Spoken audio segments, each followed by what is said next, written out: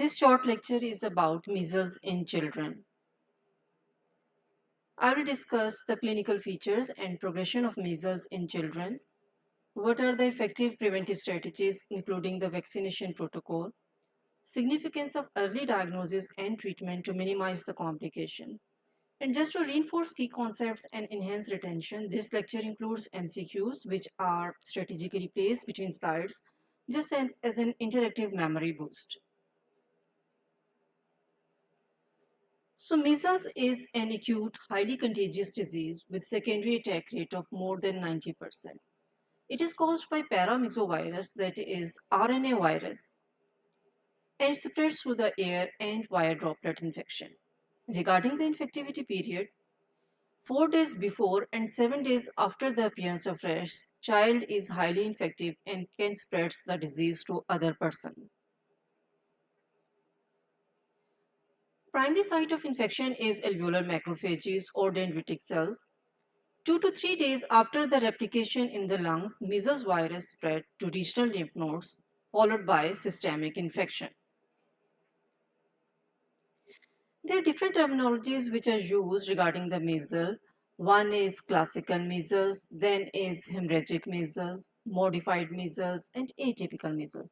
I will first discuss the classical measles and then I will discuss rest of the terms one by one.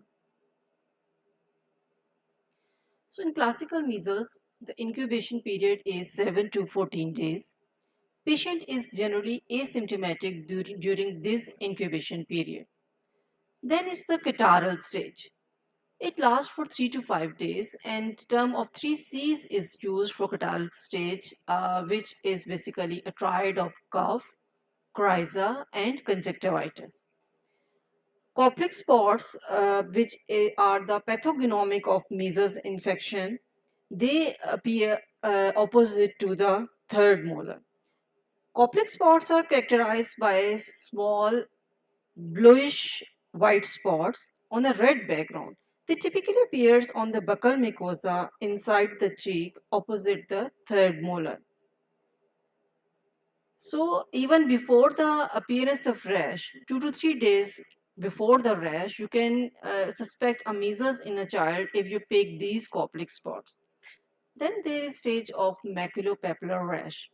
It starts as a faint maculopapular rash on face behind the ears and then spreads downwards and outwards to the trunk and limbs. It is very important to differentiate between a macule and a papule. Macule is a fat, discolored area of skin that is not raised or depressed. It is essentially just a change in skin color, like a freckle or flat red spot.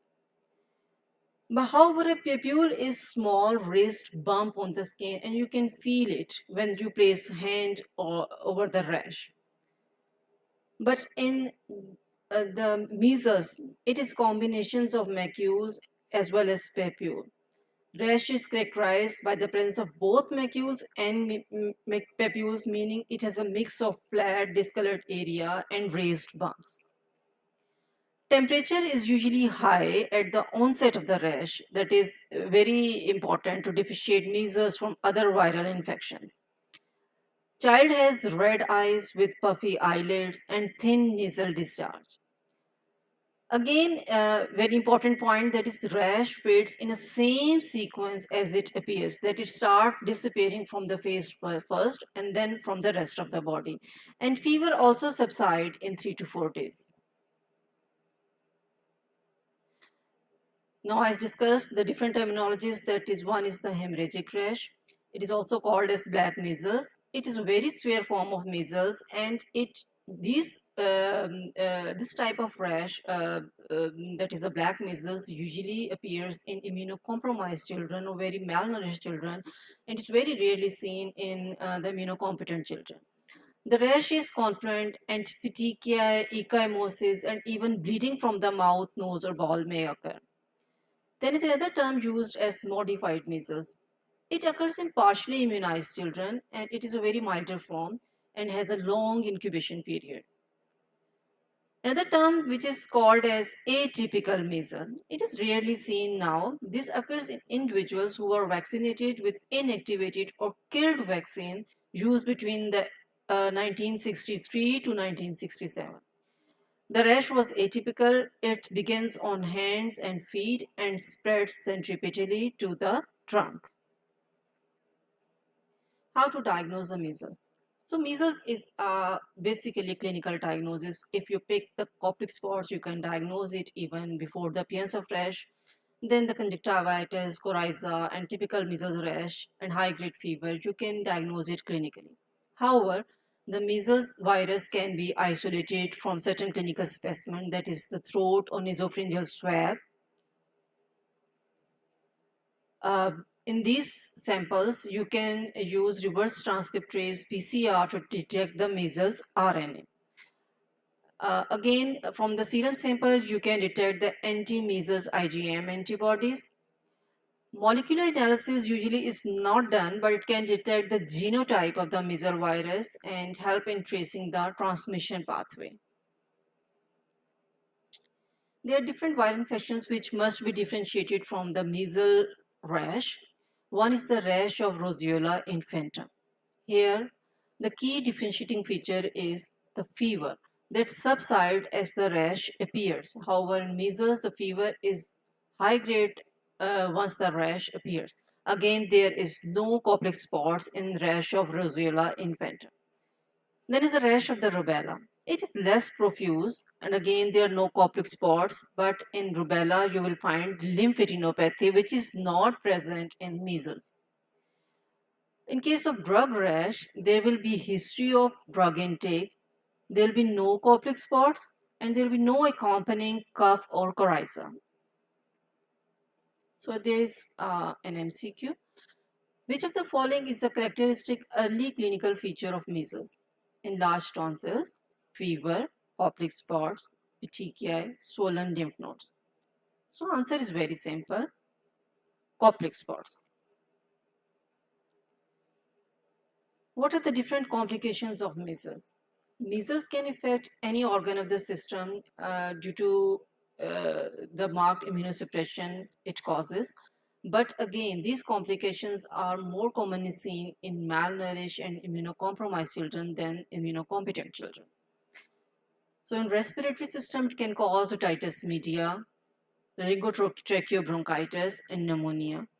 In neurological complications, the child can develop encephalitis that is in the acute stage within first to 10 days. And then another complication, a neurological complication is subacute sclerosing panencephalitis. It is basically a rare, progressive, and usually fatal brain disorders that occurs after a measles infection, but it is a late complication of measles. It develops years after the initial infection, and symptoms are mental deterioration, myoclonus, seizures, dementia, coma, and death. Child can develop myocarditis, cardiac failure. GI complications include diarrhea, gingivostomatitis, or hepatitis. He can develop marasmus or kwashiorkor. And even immunosuppression caused by measles can lead to flaring up of quiescent or latent tuberculosis. Treatment may include good nursing care, antipyretics. Hospitalizations may be required in complicated cases, and children who develop bacterial superinfection may need treatment with antibiotics.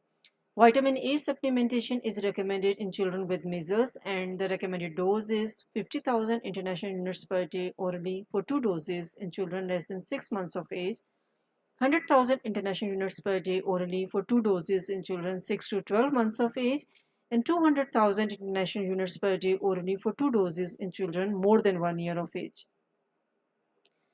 Measles vaccine is very effective and it gives 95% protection, and recommended schedule is to give first shot at 9 months of age and then the second one at 15 months of age. Regarding post-exposure prophylaxis, vaccine is effective if it is given within 3 days of exposure to the disease case, and it can prevent the disease in a healthy child. However, after 3 days, immunoglobulins are recommended to give, and they can prevent or modify the disease course, but they should be given within 6 days of exposure. Immunoglobulins are particularly indicated in immunocompromised children and infants younger than 6 months born to mothers without measles immunity. Another case scenario: a 10-year-old male child diagnosed case of nephrotic syndrome is on daily dose of steroid therapy. His younger brother got measles 4 days back. What should be the ideal preventive strategy for this child?